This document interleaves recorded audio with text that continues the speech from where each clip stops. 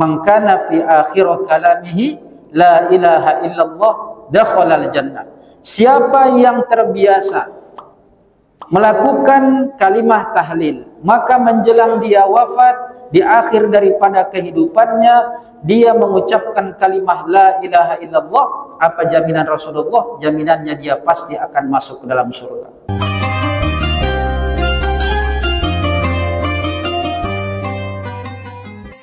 Assalamualaikum warahmatullahi wabarakatuh. Alhamdulillah nahmaduhu wa nasta'inuhu wa nastaghfiruh wa na'udzu billahi min sururi anfusina wa min sayyiati a'malina. Man yahdihillahu fala mudilla lahu wa man yudlilhu fala hadiyalah. Ashhadu an la ilaha illallah wahdahu la syarika lah wa ashhadu anna sayyidana wa nabiyyana Muhammadan abduhu wa rasuluh la nabiyya ba'dah. Allahumma fasalli wa sallim wa barik ala sayyidina Muhammadin wa ala alihi wa ashabihi ajma'in. Amma ba'd. Faqala Allah Ta'ala fil Qur'anil Karim, a'udzu billahi minasy syaithanir rajim. Bismillahirrahmanirrahim. Ya ayyuhalladzina amanu taqullaha haqqa tuqatih wa la tamutunna illa wa antum muslimun. Shadaqallahul adzim.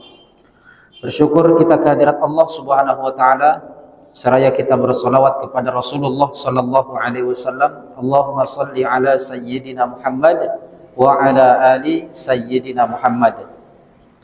Bapak Ibu para hadirin wal hadirat jemaah sidang salat zuhur rahimakumullah. Kita masih menyambung kajian kita pada pertemuan yang lalu, yaitu dalam kitab Nasaihul Ibad pada bab wa min asbabi husnil khatimah. Daripada sebab-sebabnya seseorang itu wafat dalam keadaan husnul khatimah, dan semoga kita juga termasuk orang-orang yang mendapatkannya sehingga kita wafat kembali kepada Allah dalam keadaan husnul khatimah. Amin ya rabbal alamin. Pada pertemuan yang lalu kita telah menyampaikan bahwa ternyata pentingnya seseorang untuk membiasakan diri dalam melakukan kebaikan. Karena seseorang yang melakukan suatu kebaikan, maka insya Allah Allah berikan jalan kepadanya agar berakhir kehidupannya dalam keadaan yang baik. Orang jangan selalu menyepelekan tentang perkara-perkara dosa-dosa yang kecil. Kenapa? Karena dosa-dosa yang kecil itu akan selalu terbiasa olehnya, sehingga dia menganggap bahwa dosa kecil itu tidak akan memberikan efek padanya. Padahal ketika seseorang senantiasa melakukan dosa-dosa yang kecil, maka dia akan tergolong kepada orang-orang yang selalu melakukan dosa-dosa yang besar. Dari kebiasaan manusia, kemarin kita menyampaikan bahwa Ibnu Qayyim al-Jauziyah menyampaikan bahwa beliau pernah berjumpa dengan orang yang bisnismen, yang kehidupannya itu selalu glamor, dan bahkan dia juga yang dipikirkan hanya untuk memperbaiki usaha-usahanya. Akan tetapi pada saat dia menjelang wafat dan dia diajarkan untuk mengucapkan kalimah tahlil, dia sulit untuk mengucapkannya. Dan bahkan dia selalu memikirkan berapa keuntungan yang bisa aku peroleh ataupun aku dapatkan. Seperti yang telah kita sampaikan lagi dalam kisah beliau, cerita beliau, bahwa ada seorang peniaga ataupun orang pedagang yang pada saat itu mungkin karena fikirannya hanya untuk melariskan dagangannya ataupun jualannya, lalu saat menjelang wafat dia diajarkan untuk mengucapkan kalimat tahlil. Tetapi apa yang dia sampaikan? Yang dia sampaikan malah ini murah, ini kualitasnya bagus, ini tidak ada tandingannya dan sebagainya. Ternyata Imam Ibnu Qayyim al-Jauziyah menyampaikan orang yang menjelang wafat itu akan mengucapkan sesuatu yang terbiasa dilakukan olehnya dan kemudian selalu apa yang dipikirkannya. Dan kemudian beliau juga mengatakan bahwa ada seorang pemabuk yang suka minum minuman keras, Dan pada saat dia menjelang wafat, datanglah beliau Ibnu Qayyim al-Jauziyah untuk mengajarkannya membaca kalimat tahlil. Tetapi apa yang dilakukannya? Dia pun mengatakan, jangan banyak bicara, maka ambillah minuman untukmu dan duduk bersamaku untuk minum bersama, kata dia. Masya Allah, na'udzubillah min dzalik. Maka langgengkanlah untuk melakukan amal soleh dan berbuat baik kepada sesama. Insya Allah, Allah akan mudahkan lisan kita untuk mengucapkan kalimah la ilaha illallah. Kenapa? Karena janji Rasulullah sallallahu alaihi wasallam, "Man kana fi akhir kalamihi la ilaha illallah dakhala al-jannah." Siapa yang terbiasa melakukan kalimah tahlil, maka menjelang dia wafat, di akhir daripada kehidupannya, dia mengucapkan kalimah la ilaha illallah. Apa jaminan Rasulullah? Jaminannya dia pasti akan masuk ke dalam surga. Dan mudah-mudahan kita termasuk orang yang dapat mengucapkan kalimah la ilaha illallah menjelang kita meninggal dunia hendaknya. Amin ya rabbal alamin. Kemudian dari penulis di sini kita menyampaikan bahwa Ibnu Hajar al-Asqalani menyampaikan ada 3 doa yang bisa kita lakukan, dan ini sebagai upaya buat kita agar kita dapat wafat dalam keadaan husnul khatimah.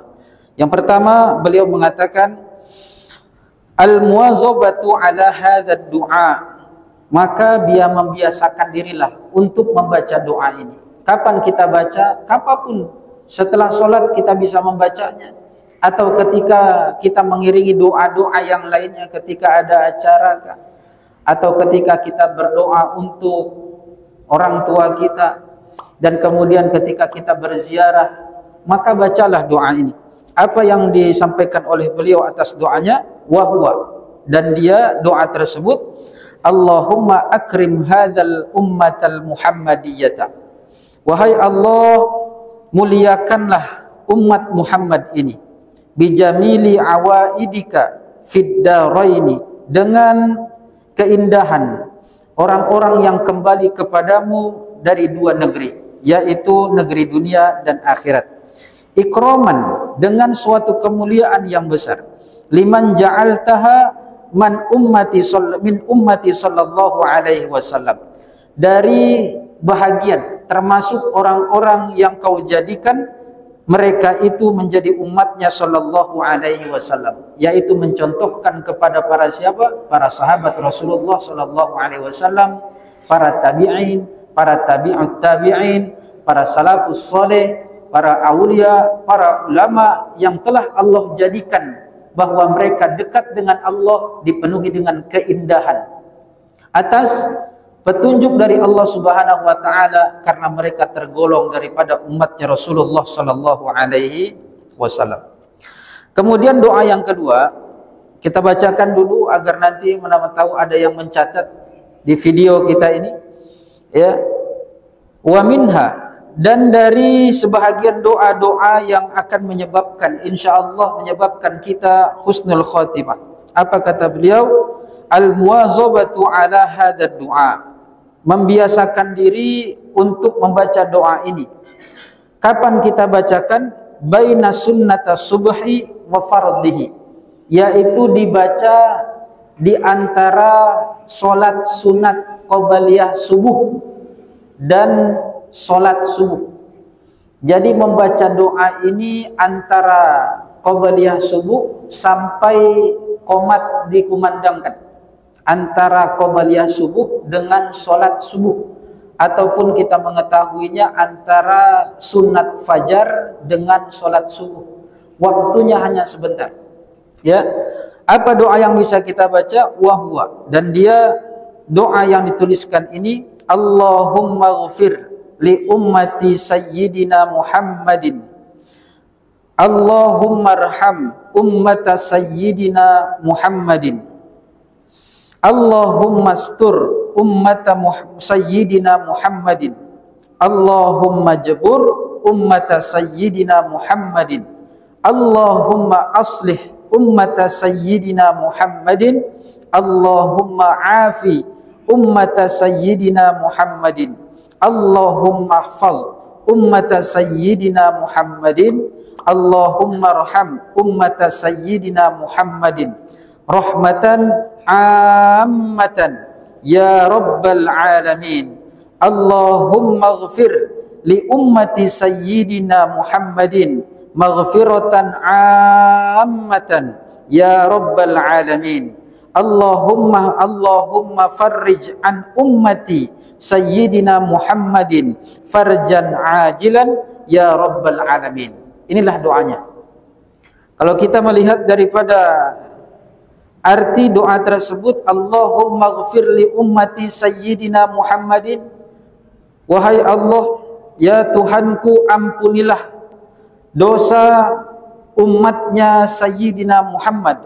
Allahumma arham, wahai Allah, ya Tuhanku, kasihilah, sayangilah umat Nabi Muhammad sallallahu alaihi wasallam.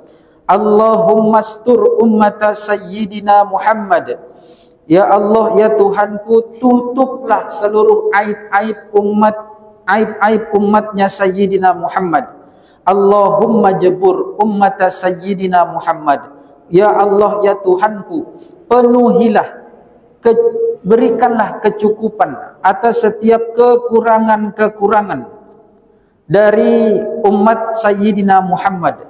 Allahumma aslih ummata Sayyidina Muhammadin, ya Allah, ya Tuhanku, perbaikilah, baguskanlah amal ibadah yang dilakukan oleh umatnya Sayyidina Muhammadin. Allahumma afi, ya Allah, ya Tuhanku, sehatkanlah, ampunilah ummata Sayyidina Muhammadin, umatnya Sayyidina Muhammadin. Allahumma hafaz ummata Sayyidina Muhammadin, ya Allah, ya Tuhanku, lindungilah, jagalah, ya Allah, umat Sayyidina Muhammad sallallahu alaihi wasallam. Allahumma arham ummata Sayyidina Muhammadin, ya Allah, ya Tuhanku, kasih sayangilah umat Sayyidina Muhammad sallallahu alaihi wasallam. Rahmatan ammatan, limpahkanlah rahmat yang menyeluruh, yang merata, ya rabbal alamin, wahai Allah, Tuhan semesta alam. Allahumma ighfir li ummati sayyidina Muhammadin, ya Allah, ya Tuhanku, ampunilah bagi umat Sayyidina Muhammad sallallahu alaihi wasallam. Maghfiratan ammatan, suatu ampunan yang menyeluruh ataupun yang merata, ya rabbal alamin, wahai Allah yang Tuhan semesta alam.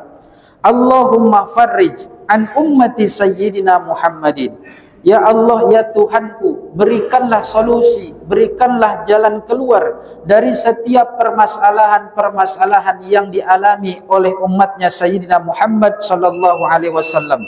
Farjan ajilan, suatu solusi yang segera, yang cepat, wahai Allah. Apabila sakit, sembuhkanlah. Apabila miskin, cukupkanlah. Apabila gundah gulana, tenangkanlah, berikanlah kesabaran kepadanya. Apabila dia merasa bahwa menjadi orang yang butuh akan tobat, maka ampunilah, wahai Allah subhanahu wa ta'ala, ya rabbal alamin, wahai Tuhan semesta alam. Maka lazimkanlah doa ini dan dibaca antara qabliyah subuh dengan solat subuh. InsyaAllah selain kita akan memperoleh syafaat dari Rasulullah sallallahu alaihi wasallam karena kita selalu menyebutnya, maka insyaallah kita pun akan dijadikan oleh Allah menjadi manusia yang wafat dalam keadaan husnul khatimah. Amin ya rabbal alamin.